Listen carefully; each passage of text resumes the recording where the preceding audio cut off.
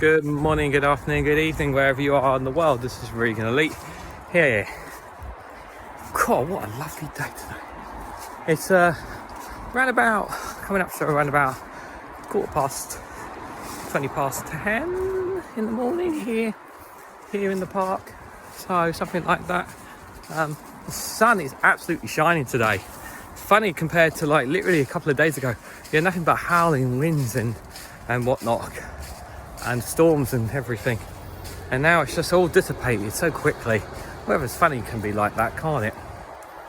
An interesting one I wanted to talk about actually, and I don't play them as much as I used to, and that is board games. Obviously I used to play quite a few different ones. There are obviously the classic ones which we'll talk about briefly, but board games, guys, they are really a great social thing. They're a way of, back in the day, they were a way of families coming together, family, friends and whatnot, having fun and engagement. There was no technology then, there wasn't phones. Hell, even just playing with a pack of cards, guys. I remember the days of having a pack of cards, and me and some of my family on trips on the holidays and whatnot, and used to have a pack of cards in the car or whatever on long journeys, and we were sitting there playing Go Fish. Oh my god, the amount of Go Fish games we played. I mean, it was if you've not heard of that one, google that card game. But yeah, I think that was the only one we mainly played.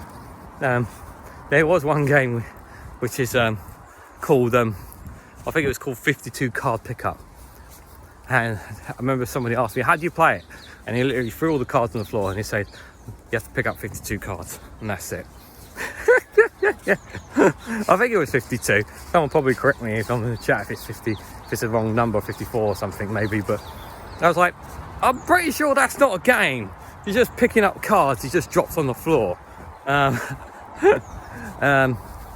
obviously there are plenty of other card games as well, but I think Pairs is another one card game we've played a few times as well. You put all the cards down on the table and you've got to try and pair them together. We've even played me and my brothers, I think it's my brothers or sister, I think, yeah, one of them got someone got like a Texas Hold'em poker set with fake chips, of course, and we pretend to play poker or whatever. Haven't done that for a long time as well. That was pretty cool, just out of fun as well. I think last Christmas I was playing, we had the chess board out and we were playing chess, and who was it I lost to? I was absolutely beating everyone, and then I faced someone. I was like, I screwed up my set. I was like, chest. I was, one of the things I've learned about chess, and I was considering myself an okay player. I wouldn't consider myself a great player.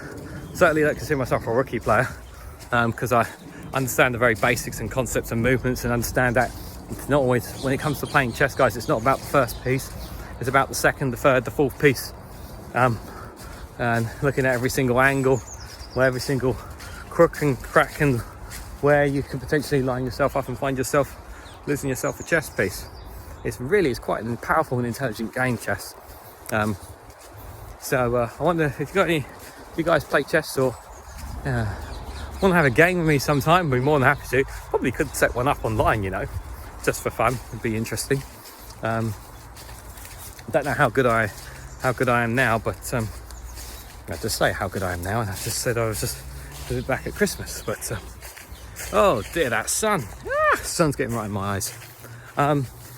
But obviously one of the more famous board games that we played was, of course, Monopoly. I mean, it was tradition. I always play Monopoly. It's not tradition anymore in our family, but we always played it at least a few times. That was one, and we always accused our dad of cheating, because he is a cheater. Yeah, he's a cheater. How's he a cheater? No, we're not explaining how he's a cheater. We're just going to say he's a cheater. That's it. He's a cheater. That's it. You always accuse him of cheating or rigging it to win his way or something. We say, oh no, it's just because he's looking after the bank, guys. That's the real reason. That's the real reason. You know, when I look at Monopoly right now, you remember the pass you go, whenever you pass and go, you collect 200. It makes me think of universal basic income, that does, whenever I think about that game. And for some reason, I always tried to get the brown ones for some reason. It's probably because they were the cheapest as well. But still to this day, I still struggle. I don't think I've ever won a game of Monopoly, ever. I've never dominated that board. In any time I've played with anyone, never won a game of Monopoly. So don't think I'll ever get hired by anyone from the Institute of Economic Affairs or anyone at 55 Tufton Street. Don't think I'll ever get that if I can't even win a game of Monopoly, guys. Obviously, one of the other classics ones that I've played is Connect 4, very simple, basic one. You guys know Connect 4. If you don't know, you should know. Very simple one. Got Connect 4. What is it? Yellow or red, isn't it? In the slots, and try to put the fours together. I remember playing that a few times when I was younger as well. Risk, as well, the classic game Risk. I think, we even accused Dad of cheating at Risk as well, because obviously, because he's the adult, we have to accuse him of cheating. I still have not won a game of Risk, and considering the fact that I actually like the game, I actually preferred that game more than Monopoly, actually, but never really been able to win Risk. I mean, I understand the rules and that, but I still just never been able to win that one. So one of the other ones I've played, Mousetrap, we used to have when I was very, very little, but then it got broke. I think something happened to it, the trap itself, contraption. Snakes and Ladders, of course, everyone knows Snakes and Ladders. Or some of the other board games. So there was one board game, I don't know if anyone's heard of this, but do have a look if you do Google the name. I think it's called Escape from Coldis. So what's Escape from Coldis? So it's about, basically, you are the board game. Whoa, it's really muddy here, guys. It's really muddy here. Nearly slipped there. I'm not wearing my boots as well, which is not helpful. So Escape from Coldis is about you are basically Allied soldiers trapped in a German camp, and you've got to try and find your way out. And we had a very old version of it, and it was actually a game that I've really, believe it or not, I've seen Waterstone still sell the game, but it's like £67 or something in there, and I really, really want to get the game. I really want to play it again, even though it's not the same version as the one we had when we were a child. But I really enjoyed it. I don't know, maybe it's because it was a war board game, I don't know. I found it so interesting, you know, trying to get out of the camp and not get caught, sort of thing. There was one other game we had that had that's it, Atmosphere. There's a board game called Atmosphere, guys, as well, where you basically got to try and get to the center, I think it is. Certain obstacles and cards and whatnot block your way. But here's the thing, there's this guy who controls the realm of the game, and you basically, back in the day, he would have, it's now on DVD now, but I think it's DVD or online now, but basically you'd have a VHC player. You have to play it as soon as you start the game, and well, before you start the game you have to play it and listen to his rules and everything. And then there's a timer, obviously, there's a timer to the game, because VHS player only plays for a certain amount of time. And then every now and then he will go, stop! Whose turn is it next? Answer! And then you raise your hand or whatever to say who you are, and then he tells you whether you've got to go into the black hole or go first steps back or pick this card out or whatever. And he looks very intimidating and whatnot as well, which is was very, very cool.